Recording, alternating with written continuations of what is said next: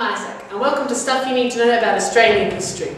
The Cold War was a period of high diplomatic tension between the United States and the Soviet Union, modern-day Russia, with both sides fearing the threat of nuclear war from the other. America and its allies, including Britain, France and West Germany, formed the First World, nations that had capitalist market-based economies and usually adhered to some form of democracy. The Second World, which was the Soviet Union and its allies, such as China, Cuba and East Germany, were communist and had governments that heavily regulated the economy and restricted people's civil liberties. The Third World was made up of all unaligned countries, such as Switzerland, India and Austria. During the Cold War, Australia was part of the First World and, like many other capitalist nations, was heavily involved in the fight against communism. This manifested itself in public policy, political developments and, of course, proxy wars.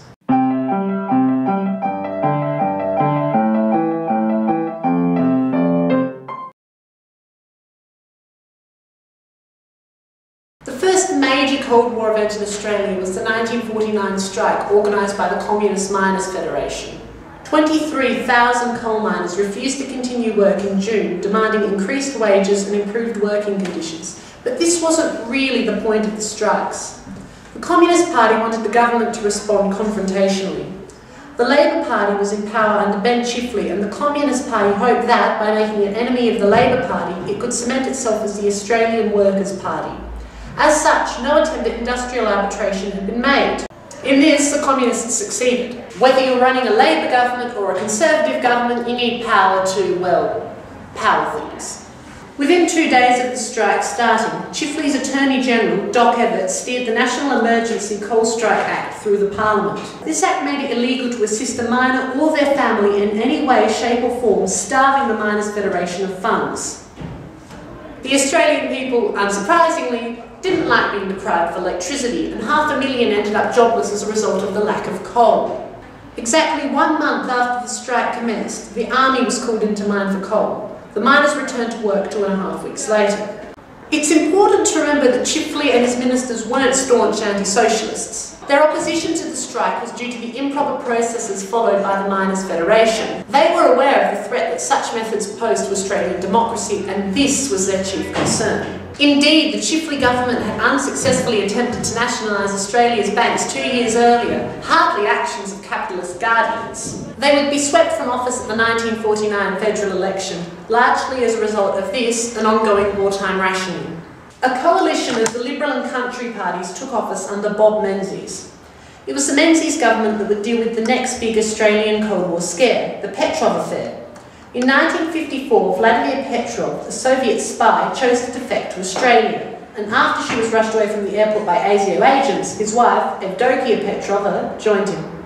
The Petrov Affair would result in the severing of Australian-Soviet diplomatic relations, which would not be revived until the Cold War ended nearly half a century later. Following the federal election held that year, Menzies announced the Royal Commission into Soviet espionage in Australia. 2 of opposition leader Evatt's staff members were implicated in the affair, and Evatt insisted that the whole thing had been orchestrated by Menzies and that the affair was the cause of his loss in the recent election. He had no evidence, and his defeat at the polls in all likelihood had more to do with his economically irresponsible policies, such as abolishing the pensions means test. In summary, Evatt's accusations were really little more than the worst case of scapegoating in Australian political history. Conveniently prepared to shift from one scapegoat to another, Evatt lashed out at the movement, a Catholic anti-communist faction in the Labor Party. He accused its members of being covert enemies of both their party and their church. They split from the Australian Labor Party, forming the Democratic Labor Party, which wasn't particularly democratic and nor was it really a Labor Party. This split would weaken Labor and cement the Liberal country parties in power. Then, on the 1st of January 1960, one of the most important events in human history happened. The 1950s ended and the 1960s began. However, the global radicalism of the time still didn't have much effect on Australian government policy. While the Brits elected Labor under Harold Wilson and the Americans chose Democratic President John F. Kennedy, Australians opted for the safe Menzies and his Conservative coalition. When Menzies finally retired in 1966, he was replaced by Harold Holt. One significant reform of the Holt government was the 1967 referendum, which allowed the federal government to make laws for Aboriginal Australians and Torres Strait Islanders, marking the first time in Australian history that the nation's Indigenous people had been legally recognised as people at all. less progress was made with the White Australia policy. Bob Menzies made only minor changes to the policy in the 1950s, allowing all non-Europeans to be naturalised after 15 years of continuous residence and abolishing the dictation test. He regarded the White Australia policy as the right kind of discrimination. I wonder if he also believed in the right kind of murder and the right kind of unnecessary suffering. Menzies did allow some Asian students to come to Australia to study under the Colombo Plan of 1951, but this was more an opportunity to indoctrinate them with capitalist principles than it was actually an attempt to adhere to the government's so-called good neighbour policy. Evidently, being a good neighbour doesn't extend to welcoming people into your home out of actual goodwill. In 1966, the Holt government made further changes to Australian immigration policy, which allowed highly skilled non-Europeans to migrate to Australia. Some people point to this as marking the end of the White Australia policy. However, Asian immigration continued to constitute only a small fraction of Australia's total intake, and working-class Asians were still forbidden entry at a time when European labourers still received government subsidies for their voyage to Australia. On issues such as the White Australia policy, the Labour opposition, of which Gough Whitlam became leader in 1967, would increasingly appear more in touch with the Australian people.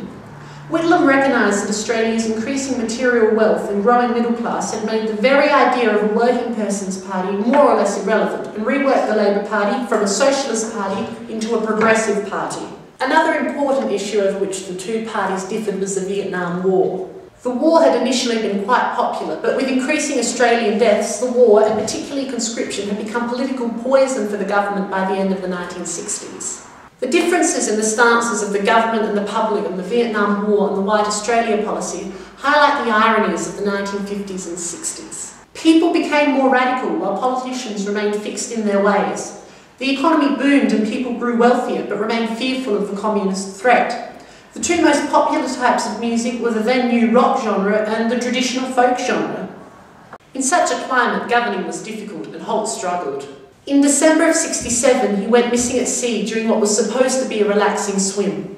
Holt was replaced by John Gorton, who proved too liberal for the Liberal Party and was ousted in 1971 in favour of the ridiculous Billy McMahon.